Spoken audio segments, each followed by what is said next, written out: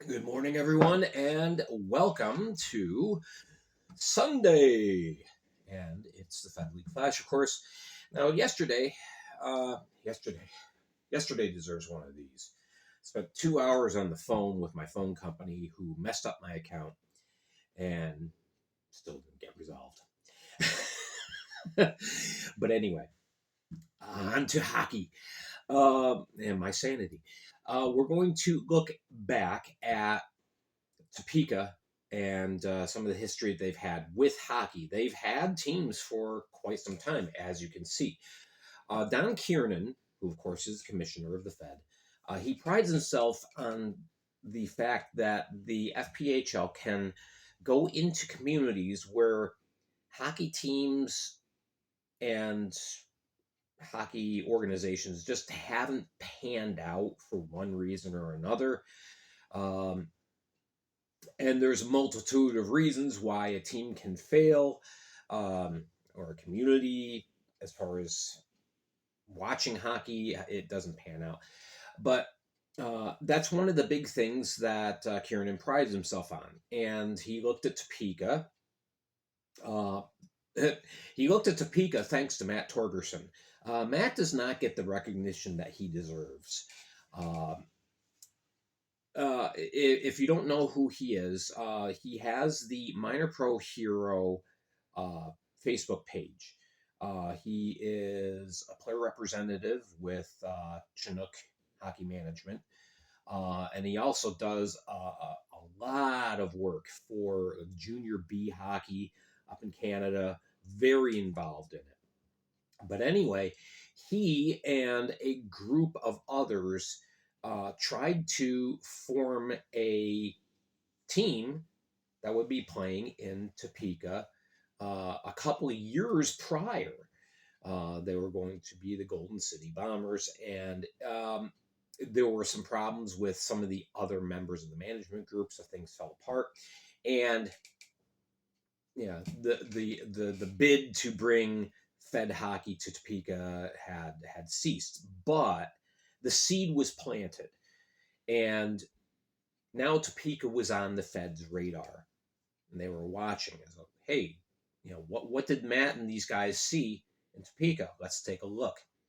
So we're gonna go through some of the previous teams that have been in Topeka. What happened exactly? Now, Topeka is a good sized city. Population in the city of about 125,000, which is very comparable to a lot of the other Fed markets. Winston-Salem, Columbus, Georgia, Biloxi, uh, good sized cities.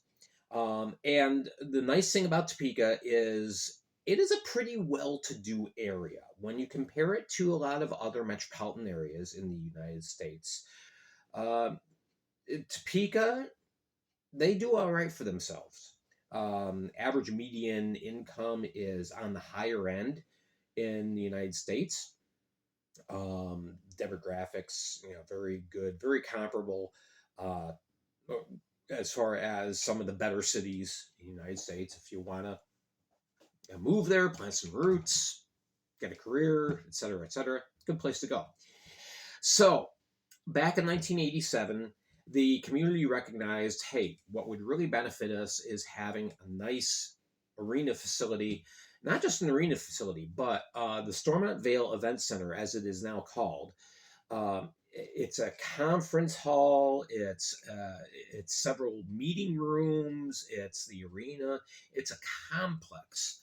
So Landon Arena is just part of the Stormont Vale Event Center, or the SVEC.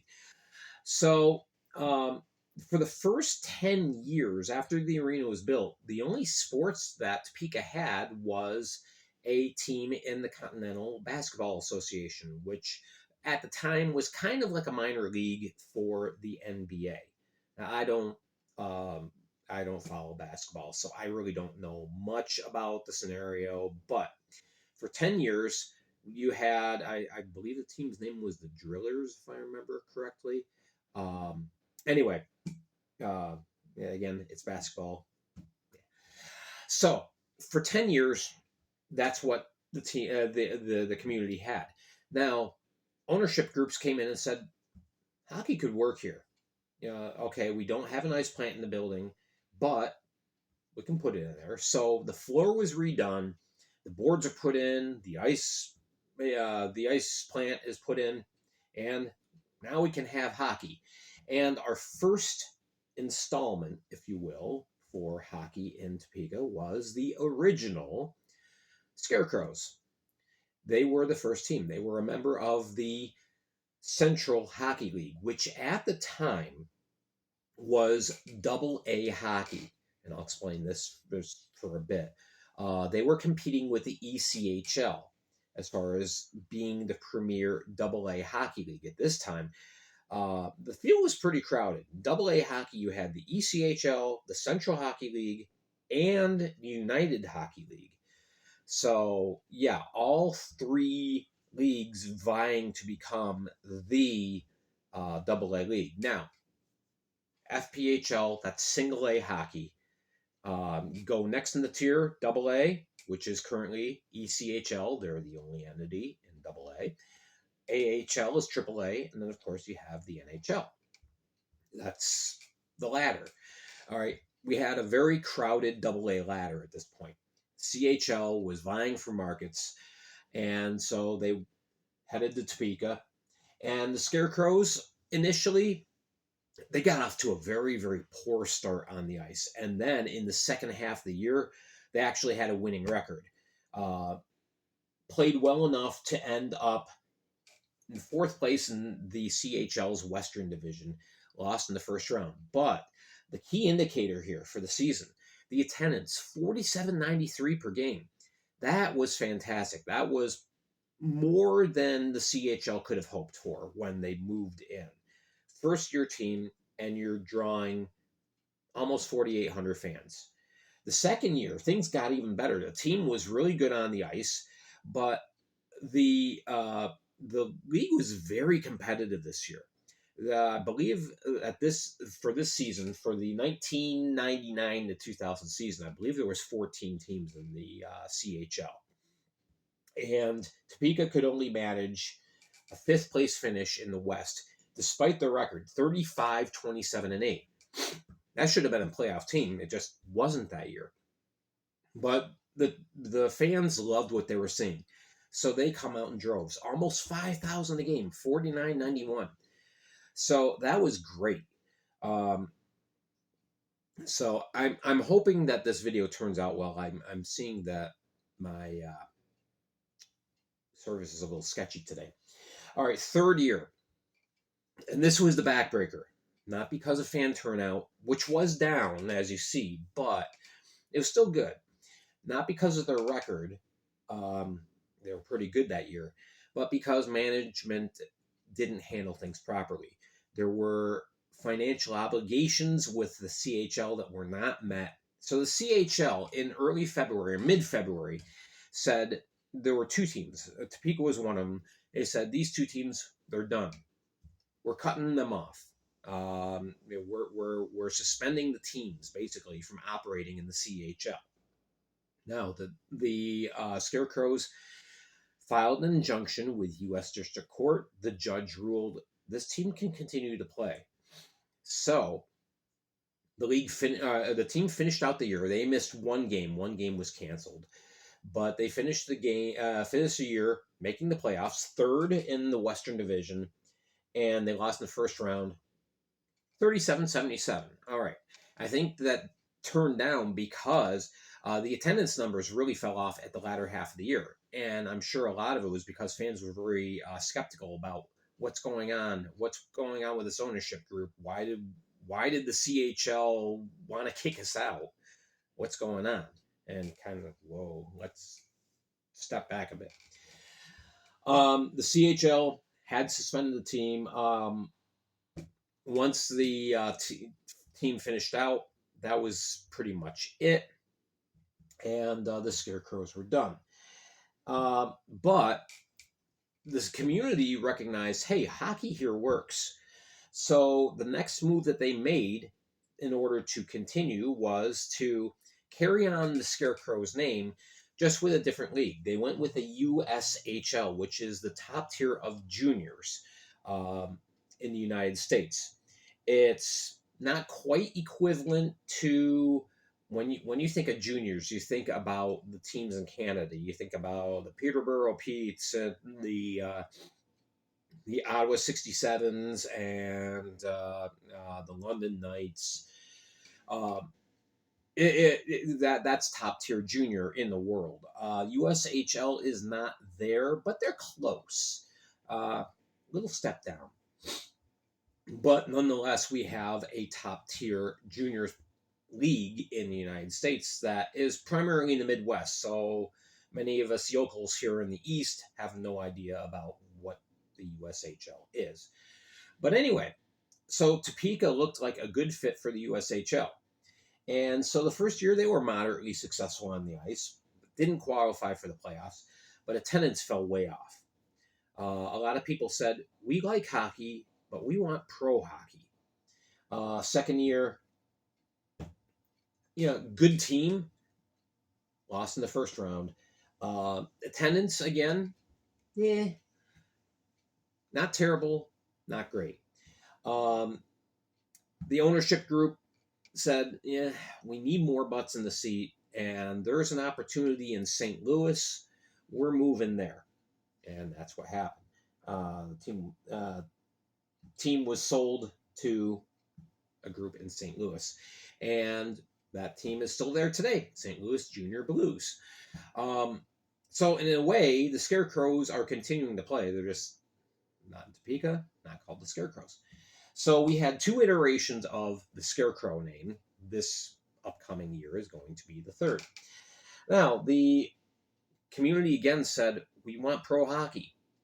Talked to it the CHL. The CHL said, you get a new investment team together, a new ownership group. We'll give you a try. That's what happened. So the Tarantulas come in. Team was not very good. And attendance reflected that. There was definitely an uptick from when Topeka was just juniors. But, the team barely drew 2,900, and it was not a good club. Not at all. So, team folds, and there's 2 years now without hockey in Topeka. Fans are clamoring for hockey. So, the next move comes in the form of the NAHL, which is the tier 2 of juniors. You have 3 tiers: the USHL, the NAHL, and then we'll talk about them in a bit, the NA3HL. It's a 3-tiered system. So in comes the NAHL, and they had a long run. Now the team, the Roadrunners, was very successful in their first 9 years, or the first 8 years, really. They made the playoffs every year, went at least to the second round of the playoffs. Now, the NAHL is a big entity. They have, I believe this upcoming year, it's going to be 38 teams nationwide. I think it's 38. I've got to brush up on my juniors hockey. It was about 30 teams. So, a lot of teams coming in. And the one year they went to the finals, lost.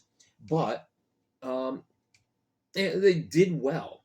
And attendance stayed pretty steady for the first 8 years. Now, the first year they drew, was a 1573. It built up to 2185. That was the most that they drew in any one year. So, again, people are saying, well, we have hockey, but kind of want pro.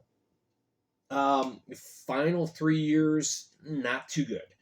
The team was falling off as far as their performance. The 9th year barely made the playoffs, only 1,000 fans per game. Next year, the team was dreadful. 739 was the attendance, and the final year, 1139. And the team ended up getting moved to Kansas City. Continued as the Topeka Roadrunners, but they were not in Topeka. They were playing in Kansas City. So if you Google Topeka Roadrunners, you're going to see 2007 to 2020. but in reality, they only played the 2018. All right, so um, that was seemingly the end again. Now, while this was going on with the Roadrunners, the NA3 said, "Hey, can we have a team too? You got something going on really good here with the Roadrunners. They're a really good club. You can support two teams." So that happened. I don't have attendance numbers on the Topeka Capitals. Um, I looked, could not find them. Maybe somebody out there, maybe somebody in the Topeka area knows roughly what the attendance was for the Capitals. But so you had two teams sharing the arena, tier two and tier three.